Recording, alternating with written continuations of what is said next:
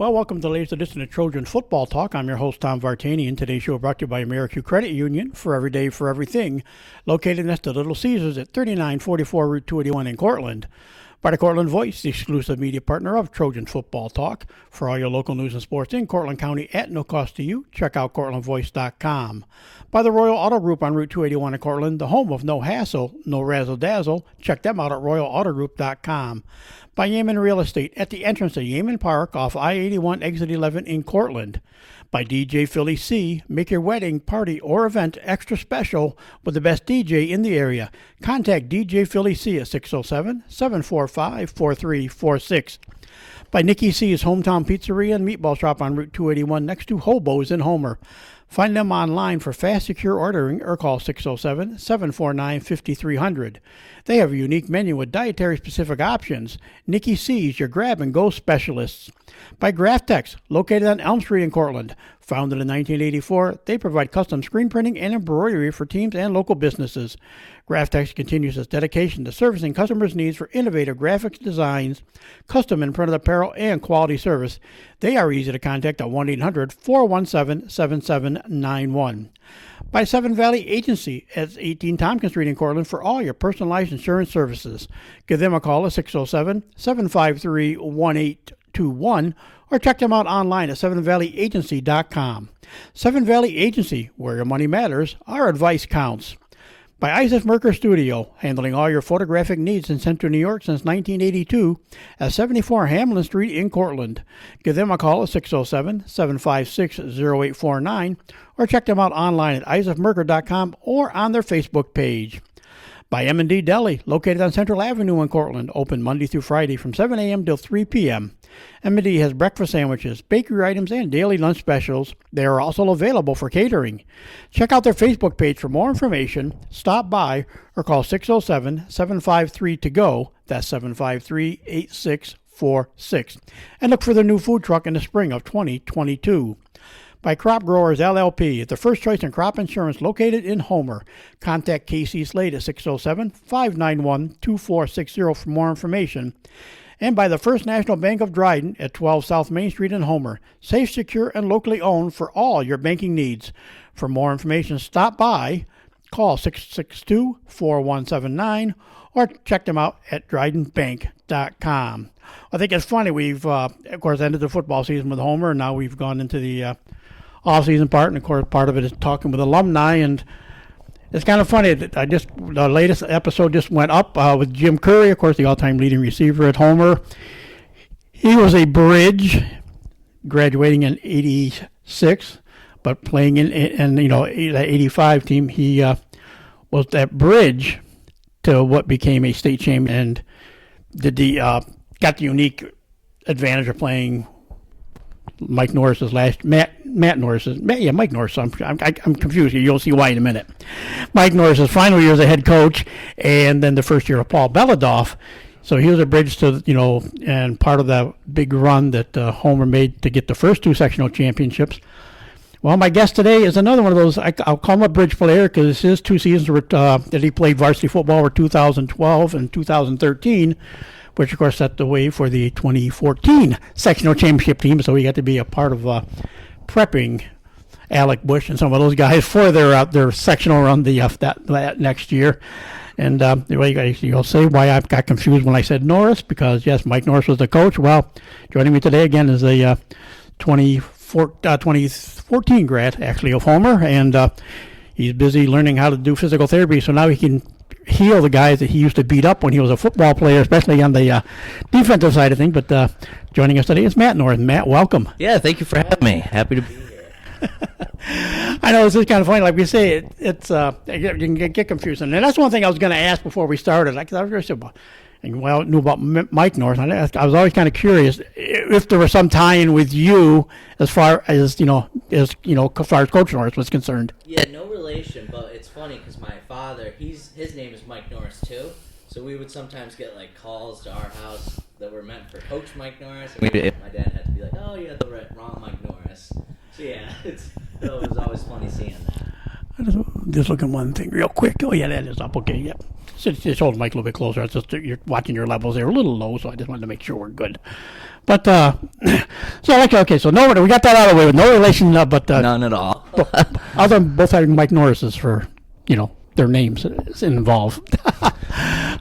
So for you, Matt, since you graduated, like I said, did your path to football? We're going to get you on TV and the net down the road here and talk about a good wrestling career you had at Homer. As much as you played well in football, you had a great wrestling career also. That'll be another story for another day. But did you get your love for football just being involved, right from the get-go, like with with the youth football program here in Homer? Yeah, it started pretty young because I started wrestling and football the same year. It was I think it was third grade, and I started with some of my closest friends at the time, and we sort of went through all together. Like I remember I was on the 49ers Pee-wees with Jack Connery, Jake Casey, and guys like that, and we sort of just moved through the levels together. And I sort of started it that way. I saw my brother playing because he was 5 years older than me, so I sort of got that love for it. I remember I was a water boy when I was really young. I think it was when my brother was on the JV team here at football. It was me and Connor Simonetta, and we were watching from the sidelines then, and it's sort of just that love for football sort of started like that, just when I was really young. That seems to be a popular way it goes. Like I said, you and Connor, of course, got brothers that played football, of course. Of course, on the days too, a little bit later after that, of course, then he came on to play a quarterback. But Drew Cottrell and of course his brother Nate. Yep.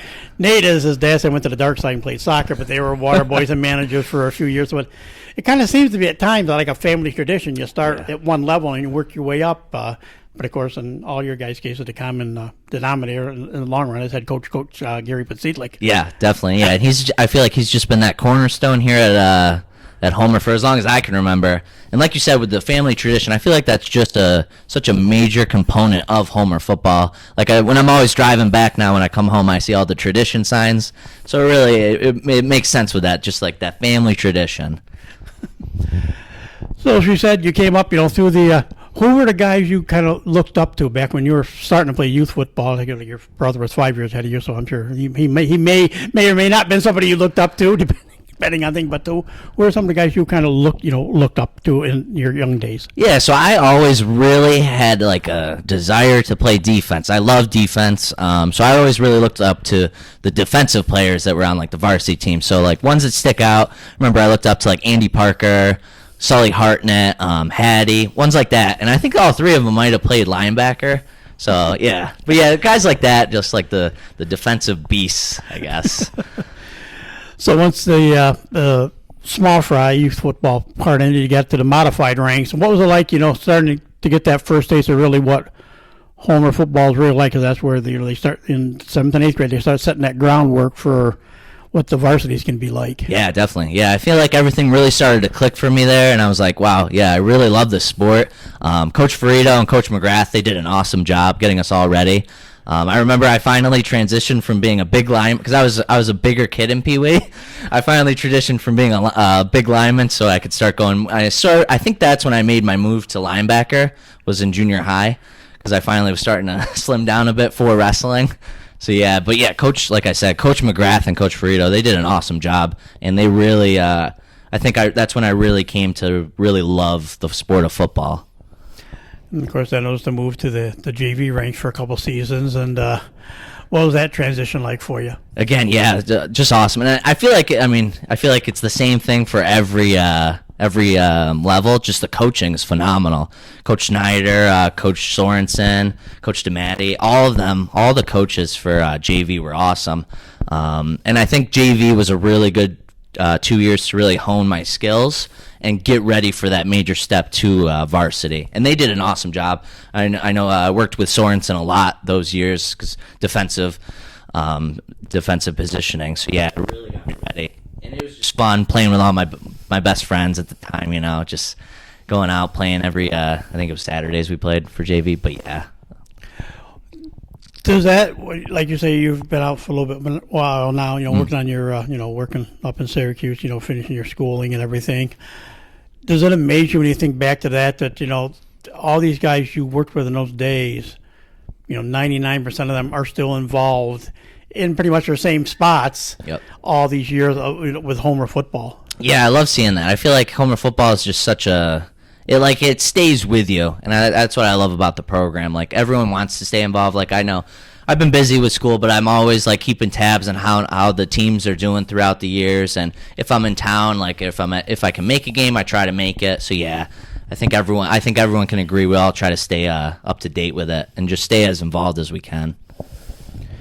And of course, we said the first year on varsity was you didn't have 2 bad years of varsity. You only lost 3 games your whole varsity career. And of course, unfortunately, you're the first one of the group that has some issues with Camden in the postseason. Yep. Of course, Oneida got you your senior year. They got you in like the semifinal round. But a lot of the guys I've talked to often, it was Oneida, it was VVS most of the time. But yeah, you were when that Camden was having that real good run of players, and so that's kind of where your seasons up both came to an end in the postseason. But what was it like that first year of varsity football? Like say 4-1 in B West, and not much trouble in the division all year long, and really a midseason loss. The only loss, 1 or 2 losses that year was at Chittenango. And then, of course, the loss to Camden in the quarterfinals, and then the next year it was just a loss to Camden and a win over Camden, and then a loss to Oneida in the sectional semifinals. But you got at least an experience. Which I'll get to in a minute. But that first year, your first year right out of the gate, you get to play a home court jug game right out of the gate. Yeah. Your first game was at Cortland, a 16-6 win. What do you kind of remember back from that opening game? Nothing beats those games. Everyone just comes out ready to play their best. I mean, the intensity is high those games. The spirit is high. Like, both teams are ready for it. I feel like we always mark that down on our calendar. No matter how, I think Jack Connery had said in his podcast, but no matter how the teams are doing throughout the years, we all really look forward to that, and it's always just a grind. It's just a battle. So, I mean, finally getting to experience that on the field, it was special. Yeah, I loved it. And unlike a couple of my guests, but that suffered the rare 2 losses to Cortland during their high school career, you did get 2 wins. 2 wins, yeah. You got one in your senior year, which we'll get to. But this 2012 team again win at Lafayette the next week, convincingly a 53-8 win over Lafayette, then a 57-22 win over Solvay. Then the one blemish, and it's like this was something Coach and I have talked about. How last few years Homer has just crushed Chittenango, but back when you were around, Chittenango was a good team. They had some really good ball players, and that was your one league loss all season. Loss, unfortunately, 42-0, no less. So at Chittenango, but then that's ironically a win that year over Oneida in the homecoming game. It was a non-league win there, and then close it out with wins over Westhill and Marcellus to qualify for sectionals, but then losing to Camden 20-37 in the quarterfinals. But what stands out, like that first half of the year, you guys were winning big. Second half it was a little bit tighter, but still, 6-0 over a team you might see, you'd see probably in playoffs, possibly Oneida. Then a 28-21 win over at Westhill, and then a 26-19 win over Marcellus. It's and always the B West always kind of hung in all those games, and of course Chittenango had the leg up on everybody by winning, beating you guys that year. But what do you remember about some of those league contests? Yeah, I just remember they were, no matter the team, it always just felt like it was just a battle. Like, we always went, it was always business getting off the bus. Like, we were ready to play. But yeah, each one was always a battle. I feel like that year it was I feel like there was I wouldn't say any easy, even if it was like a blowout, some of the wins, none of the ones we went in expecting them to be easy. And I think Coach P always really stressed that on us. Don't go in expecting an easy win. Like, everyone had to be a battle. We had to perform to the best of our abilities to get those wins. And so that first year, like we say, ends up 6-2 overall, 4-1 in the B West division. But of course, then that's the part I enjoy when you go back and look at it. At least some of the stat leaders, and of course we'll talk about some of the other guys on the team. But it was the senior year for Mark Dove, the latest on the line of tailbacks. He finished with 760 yards that year. Jimmy Durkee also was second with 290 yards. But then you see a couple of names on here that turned in pretty good 3-year varsity careers. You got to see Jaden Gavidia on varsity as a sophomore, and another one you got to see was Jay Casey, as a sophomore. Brandon Maxim was I think the fullback a lot of that year. Yep, He was fullback. when I see his name there, I remember him being a fullback. But Casey Cleary, Jake Casey sharing quarterback duties a little bit, mainly Casey Cleary being the quarterback that year. Then you also had another senior, Peyton Boyce, Nick Petrie. When you talk wrestling, you talk to you guys and you and the Petries about wrestling until the cows came home probably. But also Connor Simon had class as a junior. There, speaking of Petries, Eric, the other brother, Eric there, and so I mean it was a good good mix of, like we said, and this was kind of like the table setting, and that especially and it holds true because guys like Jane Gavidia and they were sophomores in 2012. Then your senior year in 13, they were the juniors, and then the next year they were the seniors. They were the one that got the sectional title. But then you see a couple guys like that, like Jaden, who turned out to be what Jaden was. Could do about anything he wanted to on the football field. Did you sense what a guy like that back in the day he was going to have be something special? Oh yeah, you could tell with guys like him, Hayes, Basile, all of them. You could tell that they were going to really make an impact on the team down the stretch. I mean, even in that sophomore year, they were out there just doing awesome on the field. So yeah, I think we all sort of knew. And then I specifically was very excited for it because I knew they were going to be on my team again next year. So it was good knowing that we had those guys on the depth chart. And of course, another guy, he could have probably been a quarterback, but transitioned to wide receiver. He was another one of the seniors this year, but and went on to have a good, especially lacrosse career. Sean Ferrito was part of that group in 2012. Yeah, the senior class was awesome. I know me specifically, a few of them, mainly defensive guys, Mark Dove, Nick Petrie, Peyton Boyce, Brandon Maxon, they all sort of took me under their wing and sort of helped guide me a little bit more from that transition JV to varsity with the just defensive wise. And again, like you say, Mark Dove, another. Like I said, this could be. We could talk wrestling almost as much. Dove was a wrestler. Yep. You were a wrestler. They go hand in hand. I feel, yeah. And but again, this was when you look at the line from this year, that's one thing I've been talking to lately. Like you said, you mentioned your classmate Jack Connery was one of your linemen. He was a junior that year, but you had guys, seniors included Nick Gordon, Paul Suits, Kyle Ritz, Matt Stockwin, Seth Ruddick, Cody Grant was in that group along with Nate Cole, Nate Stockwin were all part of the line. Of course, Brad Sierra was it too, John Sarine, Alex Fisher. And then you look at juniors, you had Brent Bishop, was part of the group that Tony Neal, Nate Holcomb, Sean McGrath was in there, Jack, as we said. And then you had a young sophomore lineman that turned out to be pretty good too, and Anthony Basile. Oh yeah. What about what was it like? You spent a lot of time going up against them, especially in practice because you were more on that defensive side compared to their offensive side. But what can you remember about that group of linemen? Oh, I feel like year in year out, our line is just awesome. And that year we really had just a strong line. There was no weak points. I feel. No matter if they were huge or small, I feel like everyone just fit their role on that line. And like you said, I got to see them a lot on the opposite ball because I was mainly defense.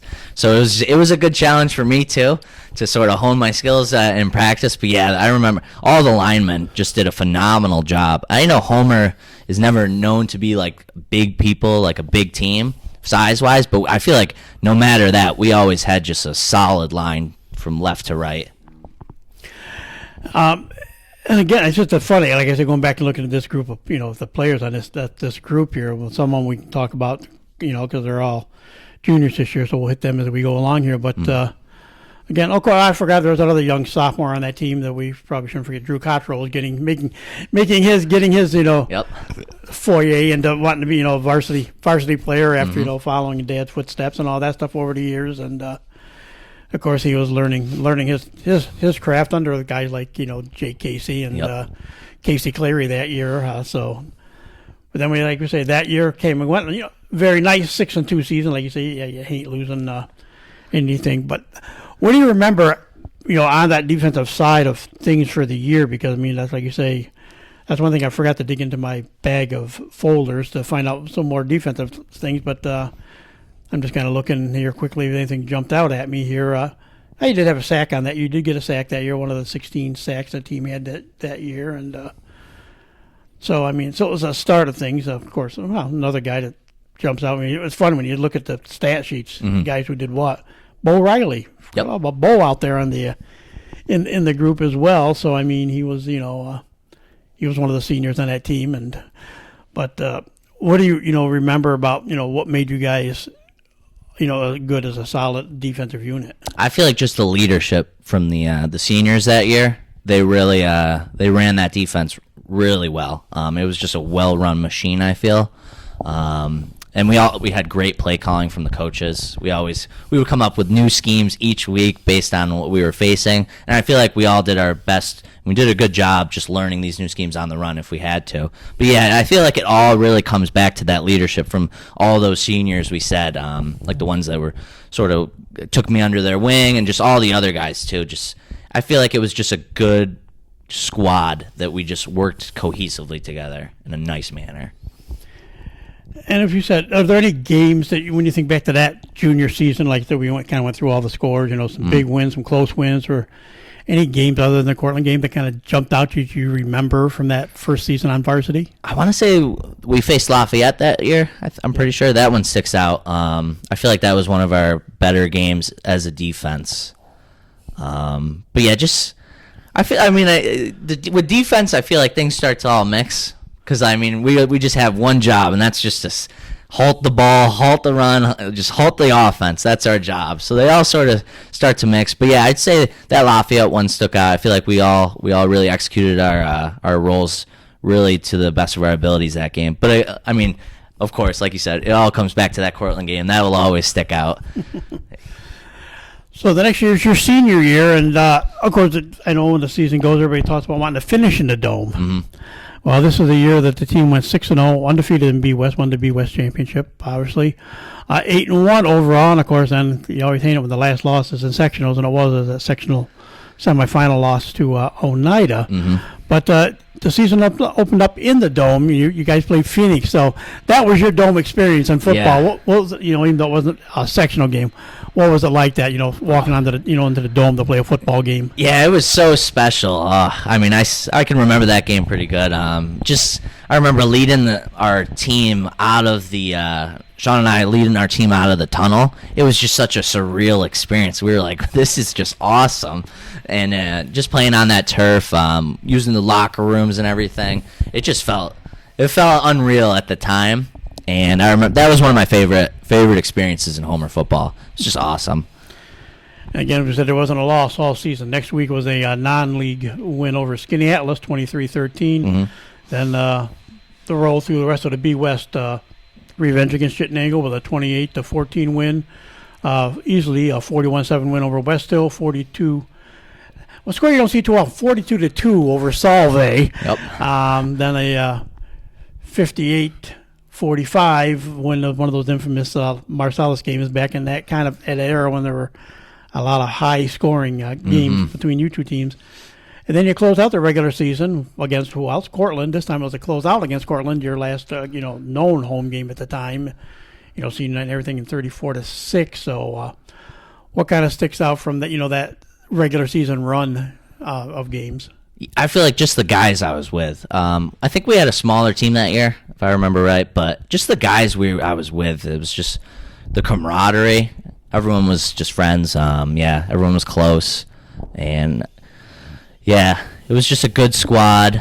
We all put the work in and day out. The coaching was phenomenal. But yeah, that was a real fun year. I was happy to have that as my senior year. We'd like to have gone farther, definitely. But all together, it was a fun year, definitely. I kind of laughed because, like we said, we mentioned a sophomore called Jaden Gavidia, and of course that first year as a sophomore, he had 4 catches. And that year, 3 of them went for touchdowns. While this year, he was this 2013 team, he was the leading receiver, 10 catches, 332 yards. Half of them were touchdown catches. Of course, Drew Cottrell, the quarterback, completed 50% of his passes, and 7 touchdown passes that year. And of course, then we got the true debut of Alec Bush as our running back. Ran for over 1,000 yards that year, and of course, Gage Root in the mix there, along with Chris Brown and Jay Casey and Chris Birchenough, another second generation, another generation of Birchenoffs coming through the program. And of course, Jaden got his yards rushing, got his yards returning the ball, got his yards nowhere how he got them. But what can you think about, like you said, where Jaden, you gotta get a pregame looks like, and then you look at get to see what Alec Bush did, 15 touchdowns that year, and on his way, setting his mark before that's his senior year in their sectional title and becoming the all-time leading rusher at Homer. But what you can see from that offensive group. Yeah, that year there was some definitely, as you just listed up, there was some special things happening that year on offense.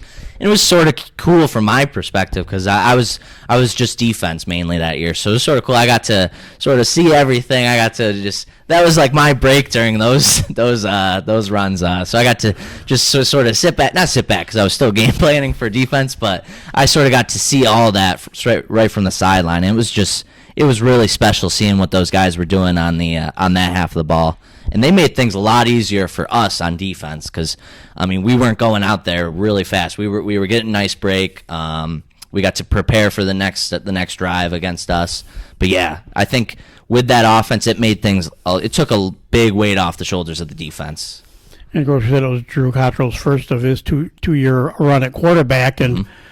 You might remember we joked with him about the stories, but then Coach P and of course talked about the stories that Drew used to, had his own little playbook. He'd draw up plays for you guys to use and stuff, and all of a sudden now he's the signal caller. Did he have that just like a sense of calm and knowing what he wanted, what was expected from him as a quarterback? Oh yeah, even that junior year, you could tell he understood what was going on. Like, he was used to it. Like, some guys, they get under the lights, and I don't want to say they freeze, but they get nervous. You don't really see that with Drew. He was, because he grew up with it, so he was used to it. He had just, like, that presence on the field. You could see he was really being molded and becoming a really great leader, and I could see that year.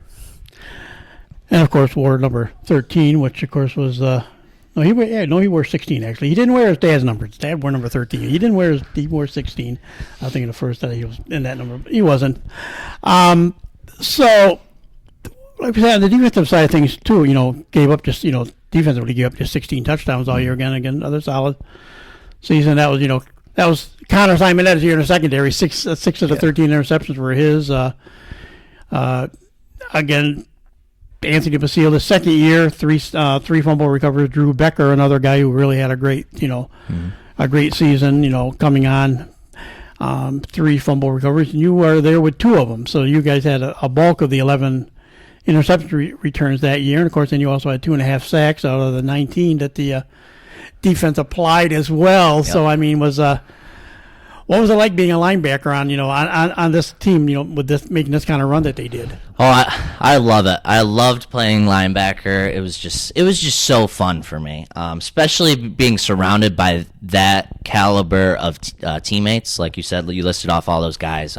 I feel like just everyone around me was just amazing, and it just made my role as the middle linebacker that much easier. I remember I had the playbooks. I was calling the plays. There was really no questions ever. Everyone knew what to do. It was just such an easy group to lead. And like you said, everyone was just so good that year on defense. It felt like Connor was just doing amazing things at cornerback. Our defensive line was just causing havoc on the front, which made my role as a linebacker easier. I could sort of just duck in, get to the tackles, and that's what I sort of used. I used my size, I feel, to my advantage because I was a small guy. I feel like I wasn't your picture perfect linebacker. I was like 5'7", 170 maybe. Well, the roster says 5'6", 158. Yeah, so there it is. Not a big linebacker. Yeah, very small. So I feel like, the big guys like Basile and them, they would hit him, and I would sort of like duck under like blockers, use my my shortness to my advantage. But yeah, it was a special group. But like I said, I absolutely love defense. And I sort of said as we were walking in, I love doing the hitting and not getting hit. That was my thing. That's why I was sort of went towards defense when I was young.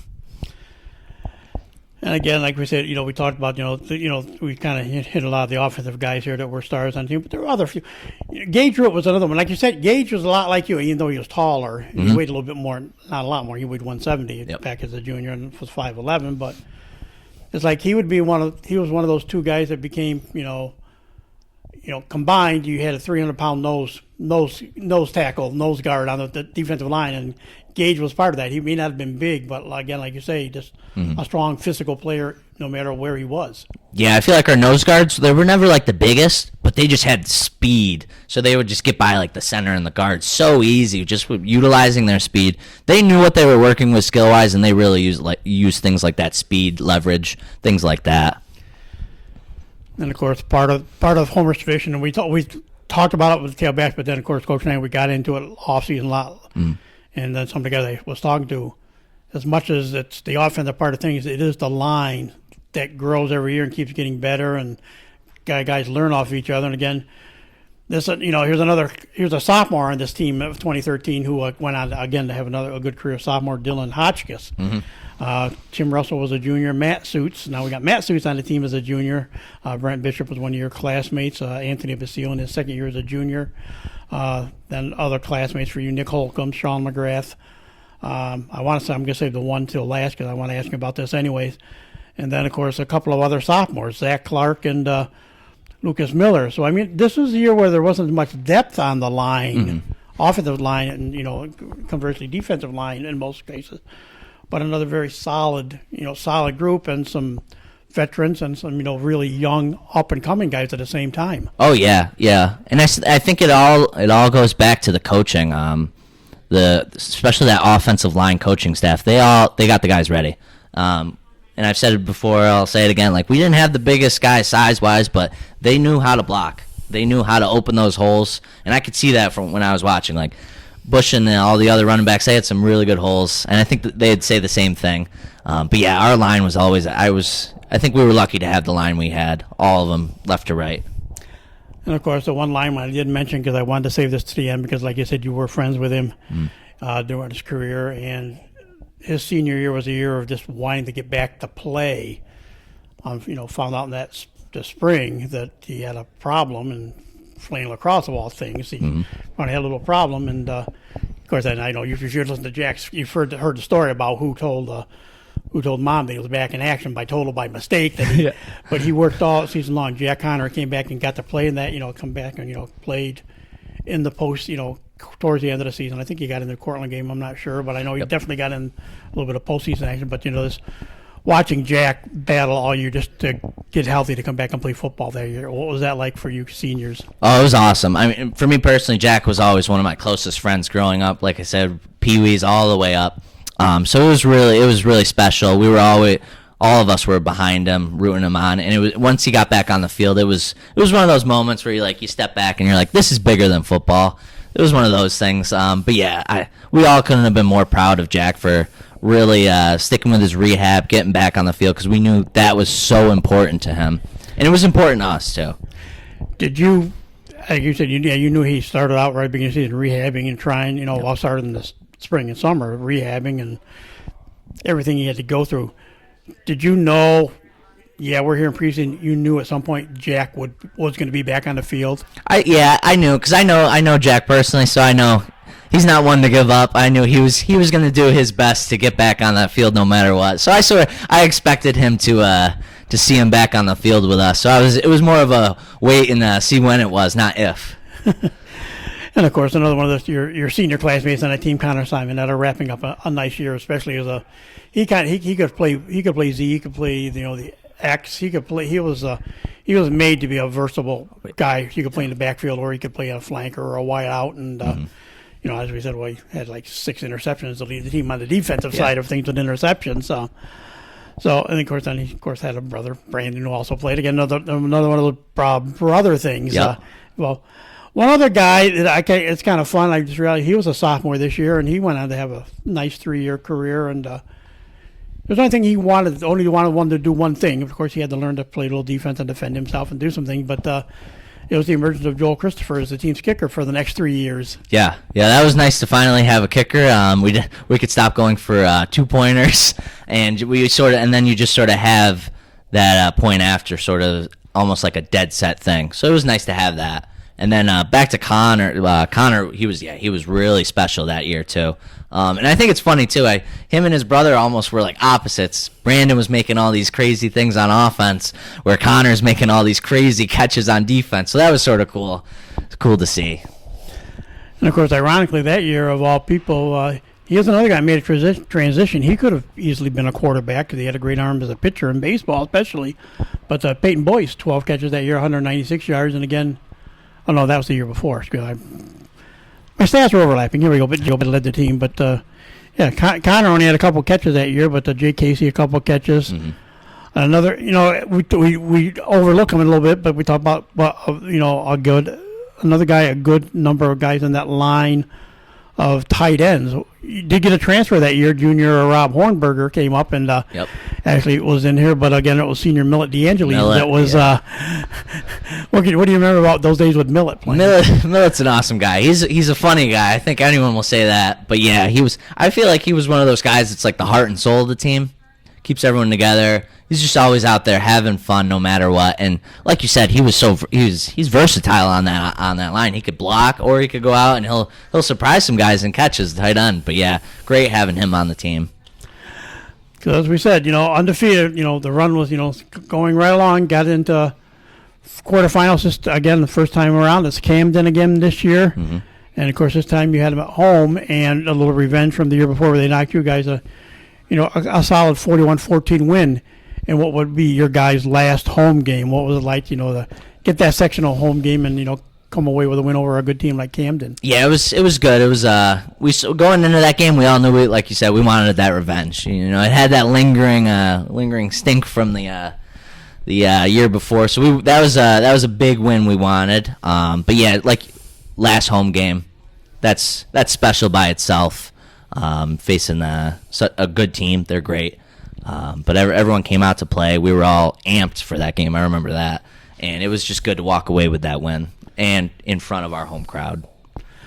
And, of course, the season ended the next week again against a physical team. And you knew how good they were because you beat them 6-0 in a non-league game the year before. Mm-hmm. But there had been sectionals encounters prior. But, of course, then it was up in Chittenango all night ending the season with their 31-9 to victory in the semifinal. What memories do you take away from that final game in your career?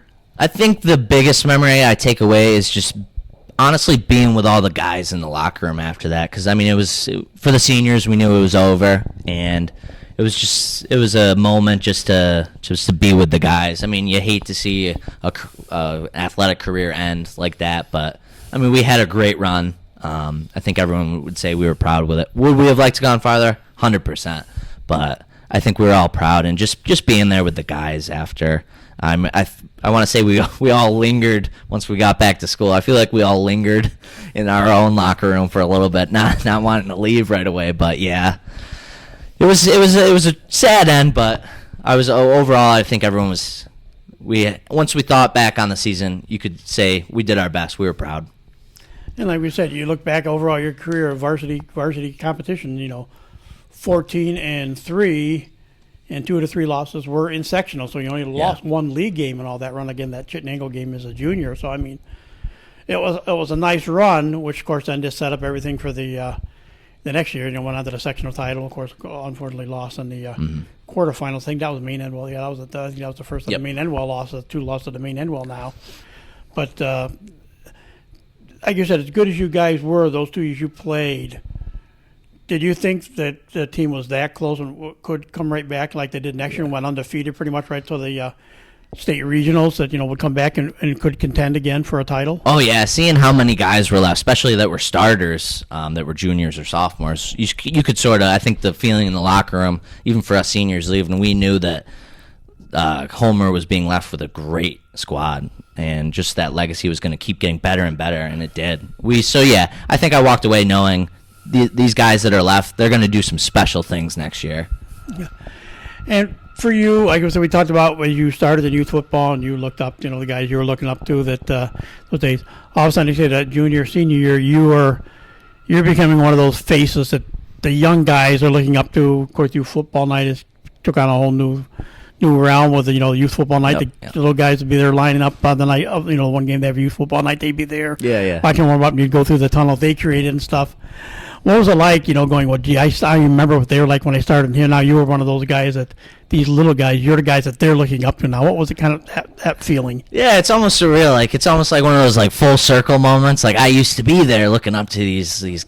I know at the time you think these are just giants on the field. Like, how am I ever going to get to their level? And then once you get there, you see all these little kids now looking up to you. See, it's awesome, and I feel like you just got to take it with it's like a privilege, honestly. You walk away. It's a privilege to be for a chance to be a role model for the young kids of Homer, and I think I really I never took that for granted. I was just honored to be a part of that.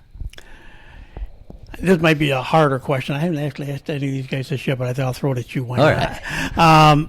During that night, and those younger guys, like I said, you're now the mentors of the younger guys. Were there any little guys, because I know there was always a youth football clinic, a youth football day, you guys, the team would go work out with them and show them drills and do different things. Any of those kids back in that little line your senior year that came by that, have since come through now and, made their varsity mark?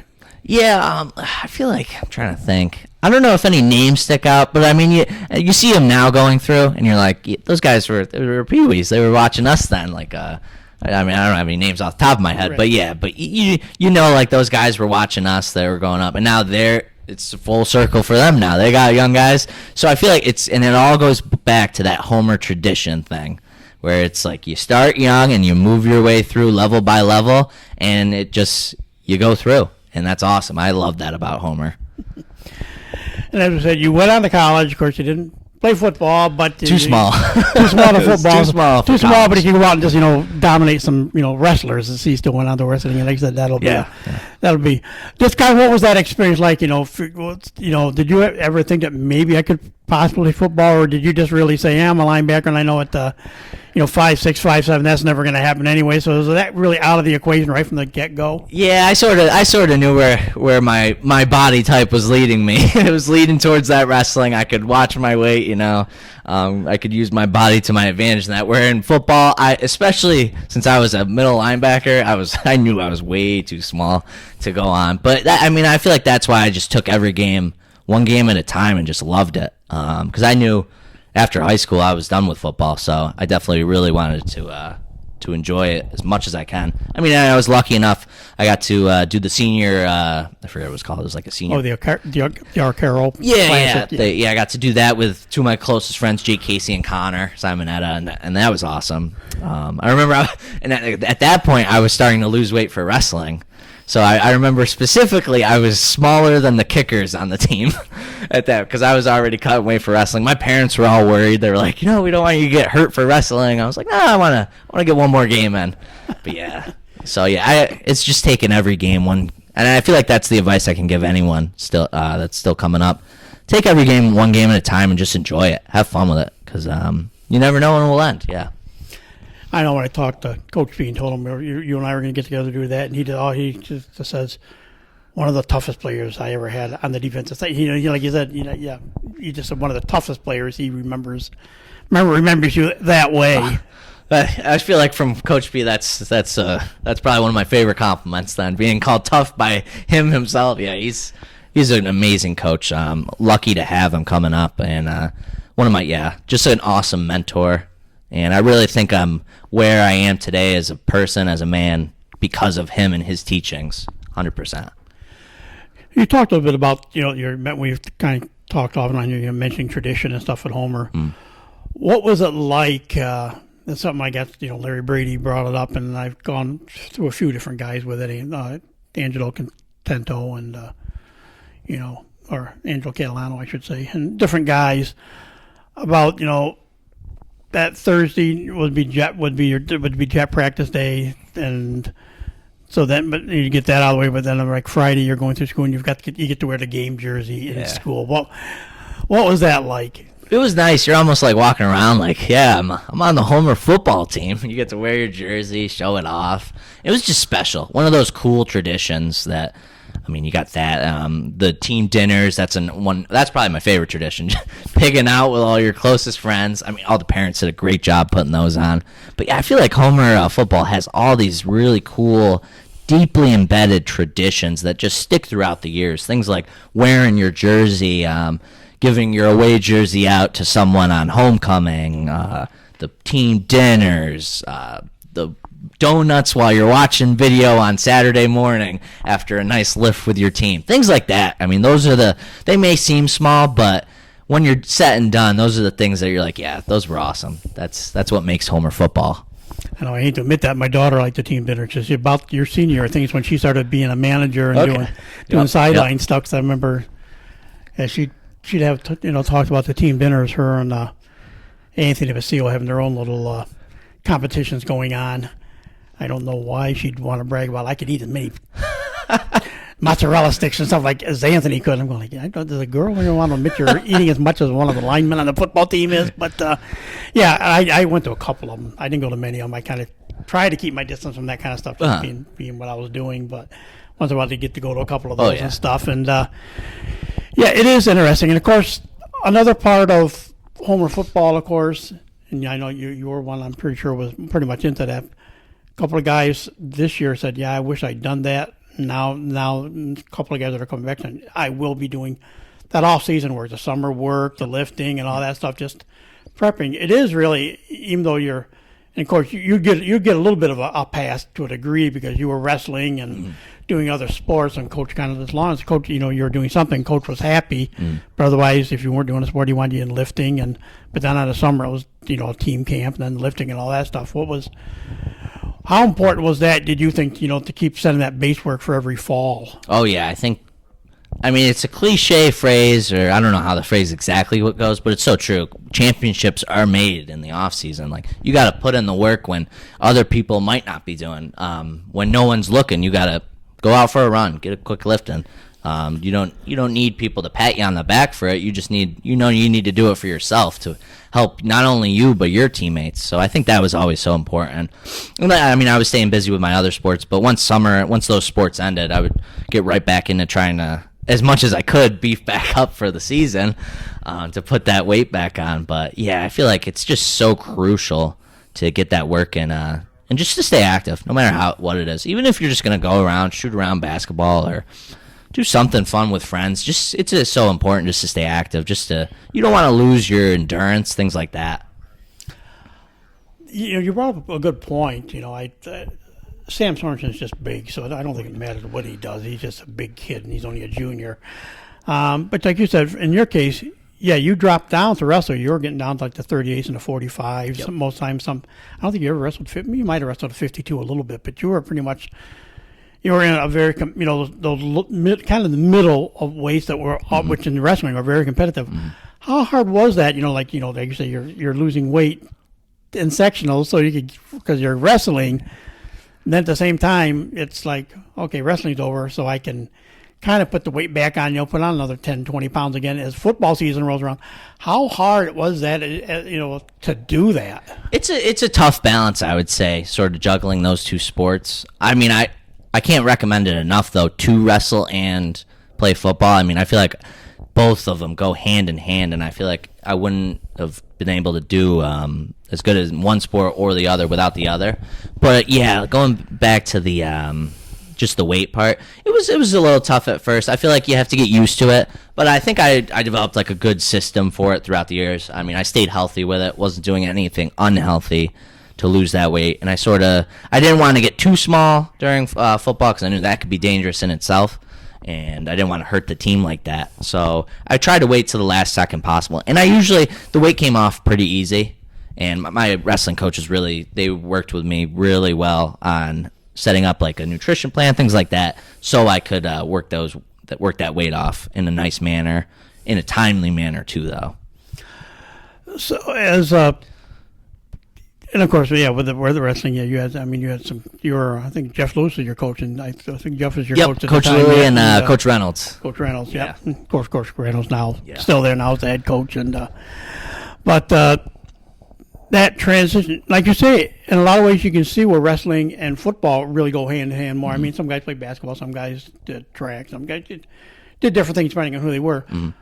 But the wrestling part of that, I can see where you would say, like if you're a defensive lineman or like a linebacker or stuff, you have to use your hands to get guys off you and to make plays stuff. So, that's all you're doing in wrestling, really. You're really a lot of hand fighting and trying to get positions. So, it seems like they would be the perfect match for, like you said, even though you're 156 in football and you're prime in football, you're 156 to 160. Yeah. But you knew how to use your legs for balance and your arms to control a guy. So I mean that did have to be a big advantage. Oh yeah, just both sports are just so physically demanding too, and I feel like they both set each other up perfectly. Like you said, like I would try to use like wrestling moves out on the football field. I mean, if I'm gonna tackle someone, I feel like I'm basically trying to do a double leg takedown for as Coach P likes to say, his perfect form for a tackle. So things like that, yeah. What other memories do you take away from your days of playing football with Homer? Just looking back to mainly the guys I was with, honestly. I always try to keep up on how everyone's doing, and everyone's just doing awesome in their own little areas. Everyone's doing awesome things. But yeah, you just have that bond that we could go months, a year or so without maybe seeing each other, talking. But once we see each other again, it's like time hasn't passed. We're just still chop and chop, talking like nothing's happened since. But yeah, it's awesome just staying up with those guys. I feel like just that camaraderie you leave with that family, definitely. What advice would you pass on to a kid now? A kid come back for like their junior, maybe a junior looking to be his first year of varsity, or a junior becoming a senior this year for football. And then again, of course, to the next generation of little guys are going to be starting, small fry football, stuff like that. Yeah. What advice would you pass along to them? I feel like there's just three main things I could pass down. And one's, make sure you put in the work in the off season. Like we've said before, you really want to set yourself up to do the best you can, and that happens in the off season. You don't want to lose any time like that. So really, just setting yourself up. Two, I'd say don't be afraid to try things. If that's trying a new sport in the off season. You might think, even if it's not wrestling, like if it's something else, all sports will help get you ready for football. I mean, you're going to keep doing that, just anything athletic, anything exercise related, they'll keep that endurance up. So really just don't be afraid to try that. Or if it's with football, don't be afraid to try a new position. Looking back, I wasn't the ideal middle linebacker, but I just wasn't afraid. That's what I wanted to try. So I would say don't be afraid to try different things. And then last, just have fun with it. Just enjoy every second, because it's awesome during it. And those would be some memories you look back on with fondness, yeah.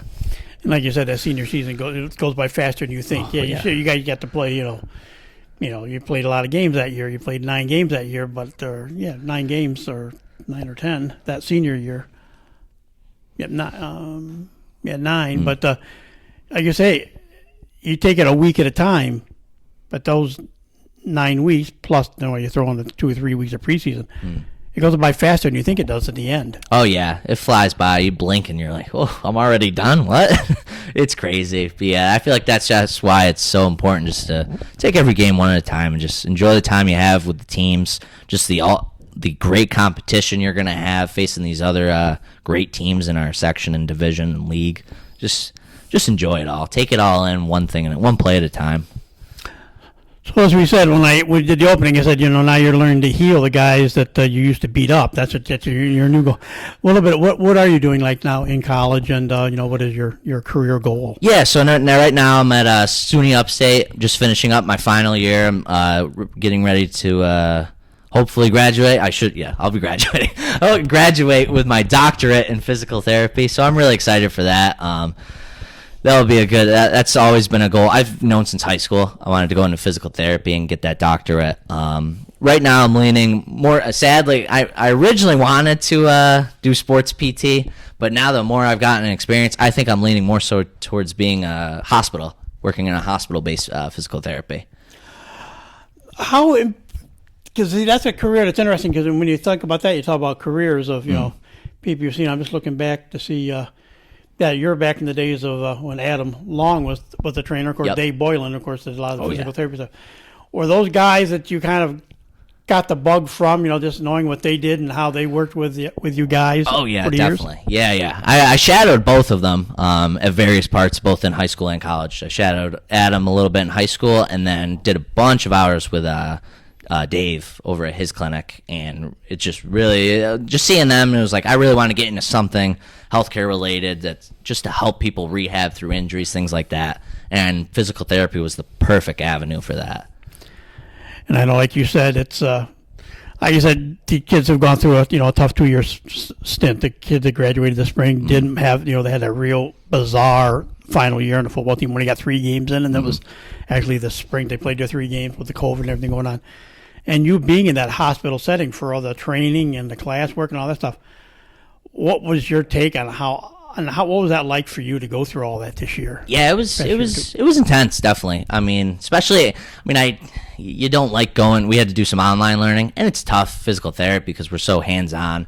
So that was tough, sort of getting through that. But my class, we all did our best, and we're all making it through. So that's good. But being in the hospital during like that peak spike in cases, it was something to see. Definitely, it just gave me a better appreciation for healthcare workers. 100%. The nursing staff, from the nursing staff all the way down to everyone else, just gave me a better appreciation. And I think just seeing that, being in there, helping these patients, no matter what they had, get better, that just really clicked. I'm like, I want to work here. I want to work in a hospital now. So that's where it sort of flipped from sports PT to a hospital PT. Okay. Well, like I said, I'm glad you reached out to me, because we got a chance to do this. Like, we'll do TV and then that, maybe we'll wait and let you get your boards out of the way with her maybe before, because you'll probably be crazy during the rest of the springtime trying to get all that out of the way with. But well, I'll definitely catch up to you and talk to you more about the wrestling side of things and everything else you did at Homer Sports-wise. We'll recap football a little bit, but I'm glad you reached out to me, so we could actually connect and talk. And so, definitely. Matt, I appreciate you taking the time here to join me and talk today a little bit about your fun days of Homer football. Yeah, thanks for having me. I love being here. I love talking about the good old days. And with that said, that'll do it for this edition of Trojans Football Talk. Today's show brought to you by American Credit Union, for every day, for everything. Located next to Little Caesars at 3944 Route 281 in Cortland. By the Cortland Voice, the exclusive media partner of Trojan Football Talk. For all your local news and sports in Cortland County at no cost to you, check out CortlandVoice.com. By the Royal Auto Group on Route 281 in Cortland, the home of no hassle, no razzle-dazzle. Check them out at RoyalAutoGroup.com. By Yeaman Real Estate at the entrance to Yeaman Park off I-81 exit 11 in Cortland. By DJ Philly C. Make your wedding, party, or event extra special with the best DJ in the area. Contact DJ Philly C at 607-745-4346. By Nikki C's Hometown Pizzeria and Meatball Shop on Route 281 next to Hobo's in Homer. Find them online for fast, secure ordering or call 607-749-5300. They have a unique menu with dietary-specific options. Nikki C's, your grab-and-go specialists. By Graftex, located on Elm Street in Cortland. Founded in 1984, they provide custom screen printing and embroidery for teams and local businesses.